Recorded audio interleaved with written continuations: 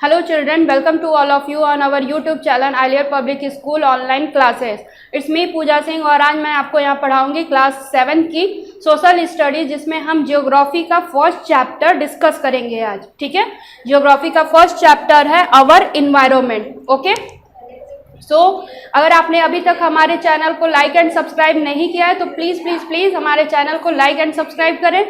ठीक है, और बेल आइकन प्रेस करें। Okay, so let's start. तो हमारे चैप्टर का नाम है अवर इन्वायरमेंट। ये हम क्लास 7 की ज्योग्राफी का फर्स्ट चैप्टर है। ओके, अवर इन्वायरमेंट मीन्स क्या होता है, पहले हम ये समझे कि इन्वायरमेंट मीन्स क्या होता है। तो इन्वायरमेंट मीन्स वातावरण, हमारे आसपास की जो भी चीज़ें हमें दिखाई देती हैं या हमारे आसपास की जो भी चीज़ें हैं वो हमारा इन्वायरमेंट है। ओके, हमारा वातावरण है।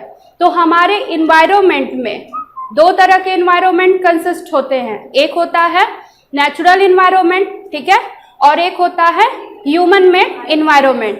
ठीक है, तो जिसमें हम पहला पढ़ेंगे हमारा नेचुरल इन्वायरमेंट। नेचुरल इन्वायरमेंट क्या होता है? नेचुरल इन्वायरमेंट वो होता है जिसमें एबायोटिक और बायोटिक कंपोनेंट इंक्लूड होते हैं। ओके, तो लिखे, हम इसको देखें थोड़ा लिख के।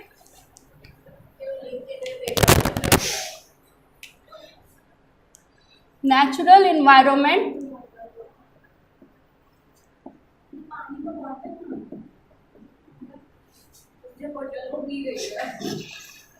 बाहर है। Natural environment consist biological environment and physical environment. Okay,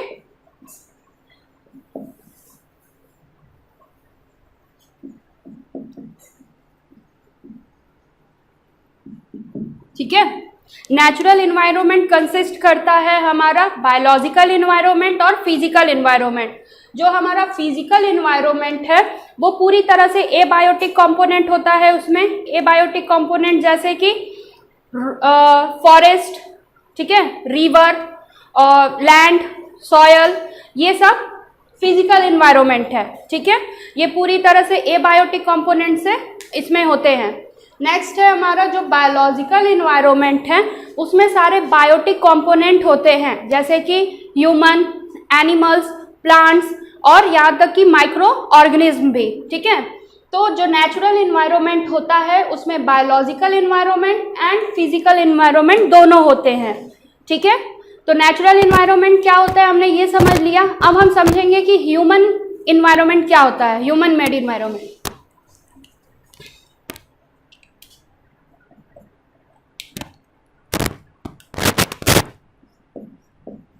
human made environment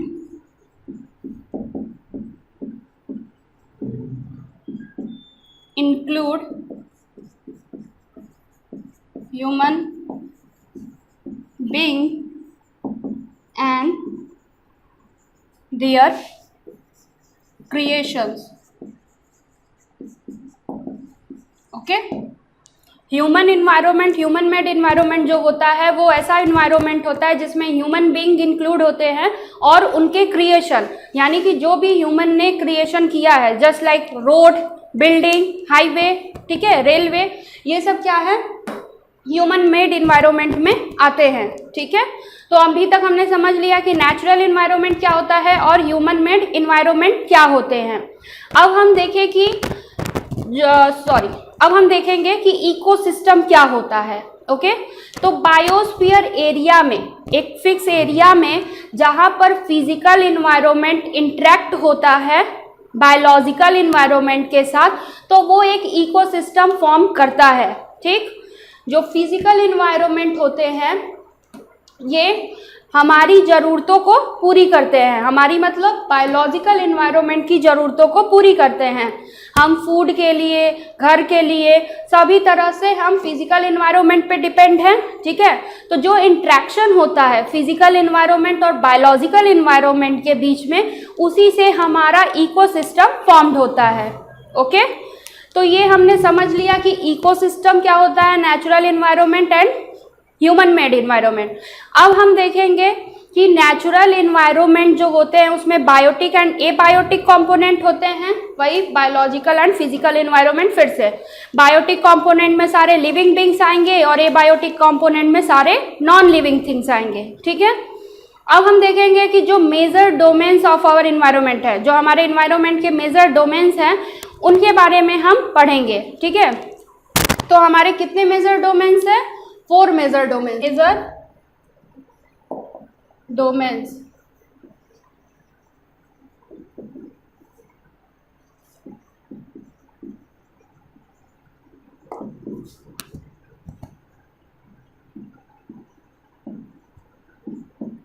okay. Major domains of our environment, हमारे इन्वायरमेंट के कितने मेजर डोमेन्स हैं? तो हमारे इन्वायरमेंट के 4 मेजर डोमेन्स हैं जिनके बारे में हम एक एक करके पढ़ेंगे और उसके बारे में जानेंगे, ठीक है। तो फर्स्ट जो मेजर डोमेन्स है हमारा वो है लिथोस्फीयर। फर्स्ट मेजर डोमेन्स है हमारा वो है लिथोस्फीयर।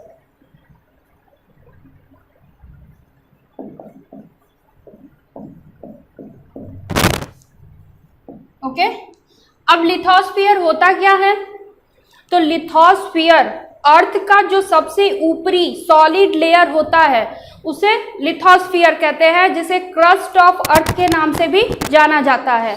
हमारे अर्थ का 70% हिस्सा जो है वो वाटर बॉडी से कवर्ड है और 30% जो हिस्सा है वो लैंड से कवर्ड है। बट लिथोस्फीयर में वो सारे सरफेस लेयर आएंगे, अर्थ का सबसे ऊपर अपर लेयर जो होता है वो सारे सरफेस लेयर आएंगे जो वाटर बॉडी से कवर्ड है, माउंटेन से कवर्ड है, माउंटेन से है या लैंड में है, ठीक है। तो वो पूरा जो अर्थ का क्रस्ट आता है जिसपे मिनरल्स वगैरह मिलते हैं, रॉक के ऊपरी लेयर पर, क्रस्ट पर मिनरल्स वगैरह पाए जाते हैं, तो लिथोस्फीयर उसे कहते हैं।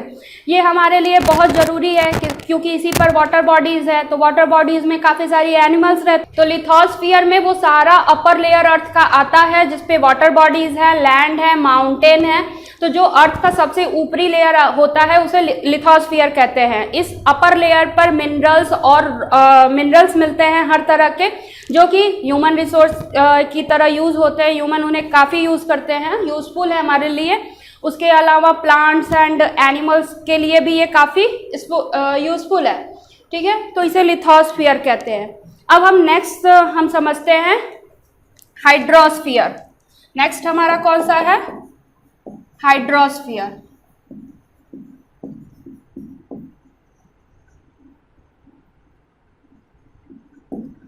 अब हाइड्रोस्फीयर क्या होता है?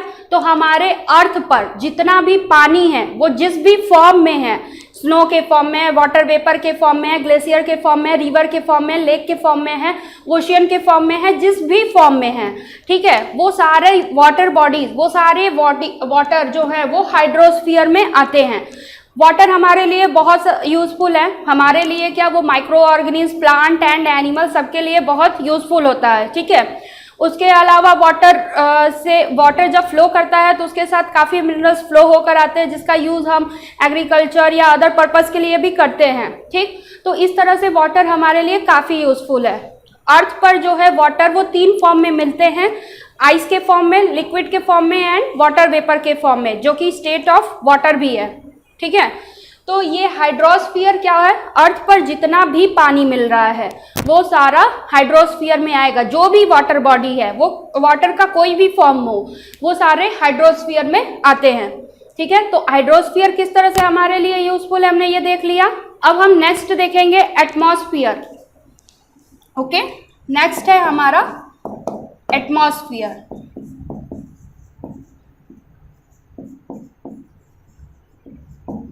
अब एटमॉस्फेयर क्या होता है, ठीक है। तो एटमॉस्फेयर हमारे अर्थ के चारों तरफ एयर की एक ब्लैंकेट बनी हुई है। ब्लैंकेट मतलब एक चादर बनी हुई है जिससे हमारा अर्थ कवर्ड होता है, ठीक। तो उसे एटमॉस्फेयर कहते हैं, ठीक। एटमॉस्फेयर में कई तरह के डिफरेंट टाइप के गैसेस के मिक्सचर होते हैं, okay. Nitrogen, carbon dioxide, oxygen, काफ़ी तरह के गैसेस होते हैं इसमें, एटमॉस्फेयर, एयर, जो भी हमारे लिए एयर क्यों यूजफुल है, हमारे सांस लेने के लिए यूजफुल है, प्लांट्स के लिए यूजफुल है, ठीक है। तो एयर भी कई पर्पज से हमारे लिए यूजफुल है। तो हमने ये भी देख लिया कि एटमॉस्फेयर हमारे लिए क्यों यूजफुल है। अब हमारा जो फोर्थ है बायोस्फीयर, हम उसको देखेंगे। फोर्थ है biosphere, it is most important for us, ठीक है।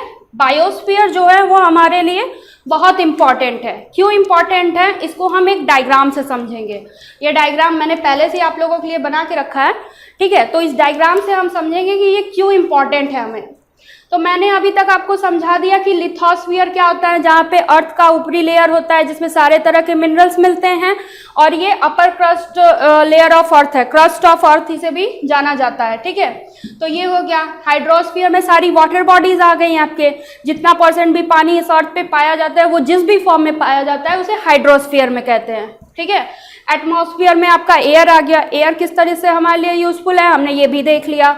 अब हम देखेंगे कि बायोस्फीयर क्या होता है। तो फर्स्टली बायोस्फीयर वो एरिया है जहां पर आपका एटमॉस्फेयर, हाइड्रोस्फीयर और लिथोस्फीयर तीनों मिलते हैं, ठीक है। बायोस्फीयर हमारा वो एरिया है जहां पर ये तीनों ही मिलते हैं।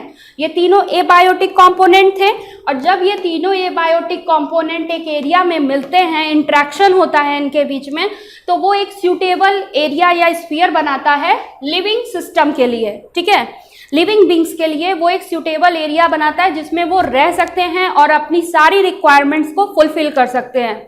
तो बायोस्फीयर भी एक ऐसा ही एरिया है जहां पे हमें एटमॉस्फेयर भी मिल गया, लिथोस्फीयर भी मिल गया और हाइड्रोस्फीयर भी मिल गया। इन तीनों का हम यूज करते हैं और हमारी अपनी जरूरतों को पूरी करते हैं।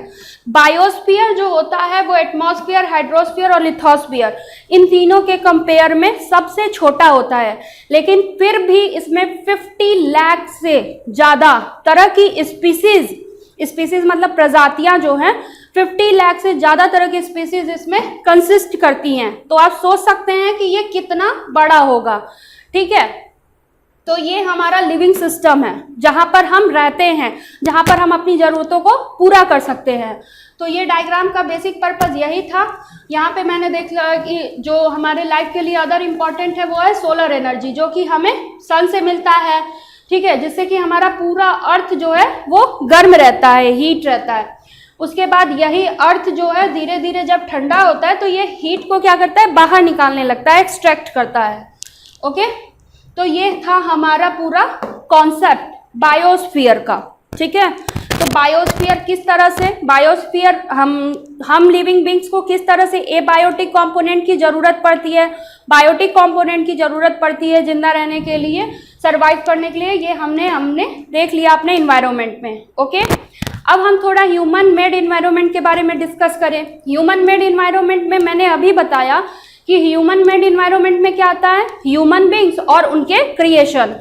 आज से कुछ साल पहले जब आप पीछे जाएंगे तो आप देखेंगे कि लोग जो हैं, पीपल, वो ट्रैवल अपने पैरों पे चल के करते थे, यात्राएं करते थे, दूर दूर जाते थे अपने पैरों पे चल के।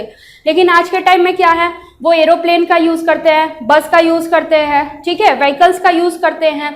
तो धीरे धीरे चीज़ें क्या होती हैं, प्रोग्रेस करती हैं। बट ह्यूमन जो है वो अपनी ज़रूरतों को पूरा करने के लिए क्या कर रहा है, हमारे इन्वायरमेंट को डैमेज कर रहा है, नुकसान पहुंचा रहा है। जैसे हमें लकड़ियों की ज़रूरत पड़ती है तो हम जंगल काट देते हैं, लेकिन ये नहीं सोचते कि अगर हमने जंगल काट दिया और हम कोई पेड़ नहीं लगा रहे हैं तो वो कितना बैड इफेक्ट डालेगा हमारे लाइफ पर, हमारे अर्थ पर। धीरे धीरे क्या हो रहा है, हमारा जैसे पॉल्यूशन फैल रहे हैं व्हीकल्स से, ठीक है, व्हीकल से पॉल्यूशन फैल रही है। तो उस पॉल्यूशन से क्या हो रहा है, हमारा अर्थ जो है वो डैमेज हो रहा है, डिस्ट्रॉय हो रहा है धीरे धीरे। तो अभी भी हमें अलर्ट होना चाहिए, सतर्क होना चाहिए, ताकि हम अपनी अर्थ को, अपने इन्वायरमेंट को बचा सके।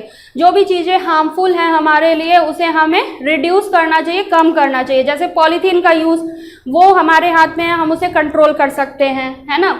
उसके अलावा जो भी चीज़ें हमारे इन्वायरमेंट को नुकसान पहुंचा रही हैं उसको कम करके उससे हमें बचना चाहिए, ठीक है। तभी हम अपने इन्वायरमेंट को सेव रख सकते हैं और रहने लायक बना सकते हैं, ओके इतना अपनी जरूरतों के पीछे इतना मत भागिए कि आप अपने अर्थ को, अपने घर, अपने वातावरण को ही डिस्ट्रॉय करने लगे, अपने इन्वायरमेंट को ही डिस्ट्रॉय करें। ठीक है, तो आज हमने समझा हमारा आवर इन्वायरमेंट चैप्टर।